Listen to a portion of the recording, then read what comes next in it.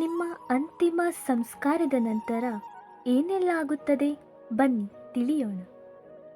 ನೀವು ಸತ್ತ ಸ್ವಲ್ಪ ಗಂಟೆಯ ನಂತರ ಅಳುವ ಶಬ್ದವು ಕಡಿಮೆಯಾಗುವುದು. ನಿಮ್ಮ ಬಟ್ಟೆ ಹಾಗೂ ನೀವು ಬಳಸಿದ ಎಲ್ಲ ವಸ್ತುಗಳನ್ನು ನಿಮ್ಮ ಜೊತೆಗೆ ಸುಟ್ಟು ಹಾಕಲಾಗುವುದು. ಅದಾದ ನಂತರ ನಿಮ್ಮ ಅಂತ್ಯಕ್ರಿಯೆಯ ನಂತರ ನಿಮ್ಮ ನೆನಪು ಸ್ವಲ್ಪ ಸ್ವಲ್ಪ ಕಡಿಮೆಯಾಗುತ್ತಾ ಬರುತ್ತದೆ.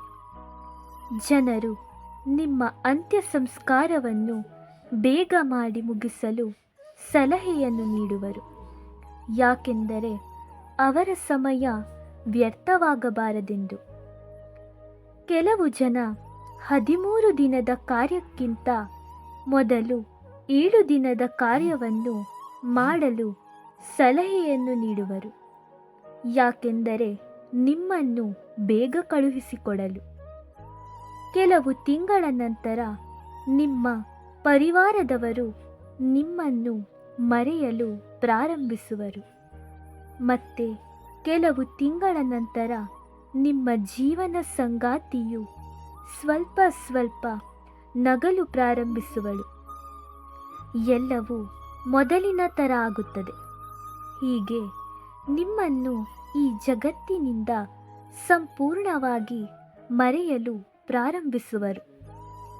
ನಿಮ್ಮ ಪುಣ್ಯತಿಥಿಯ ದಿನವು ಜನರು ಅವರವರ ಇಷ್ಟದ ಪದಾರ್ಥಗಳನ್ನು ತಯಾರಿಸಿ ಊಟ ಮಾಡುವರು.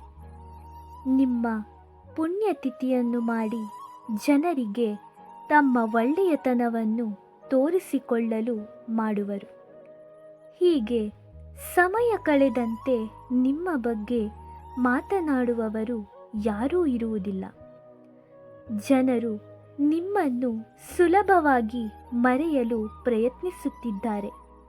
ಆದರೆ ನೀವು ಯಾರಿಗೋಸ್ಕರ ಇಷ್ಟ ಕಷ್ಟಪಡುತ್ತಿದ್ದೀರಿ? ನೀವಿದ್ದರೂ ನೀವಿಲ್ಲದಿದ್ದರೂ ಈ ಜಗತ್ತು ಹೀಗೇ ಇರುತ್ತದೆ.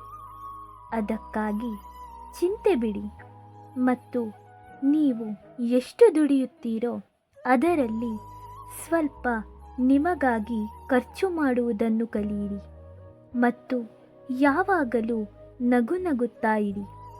ಈ ಉಸಿರು ಯಾವಾಗ ನಿಲ್ಲುತ್ತದೆಯೋ ಗೊತ್ತಿಲ್ಲ. ಸಜ್ಜನ ಸ್ನೇಹಿತರೆ, ಇನ್ನೂ ಹೆಚ್ಚಿನ ಸ್ಫೂರ್ತಿದಾಯಕ ಹಾಗೂ ಹೆಚ್ಚಿನ ವಿಡಿಯೋಗಳಿಗಾಗಿ ನಮ್ಮ ಯೂಟ್ಯೂಬ್ ಚಾನಲನ್ನು ಸಬ್ಸ್ಕ್ರೈಬ್ ಮಾಡಿ.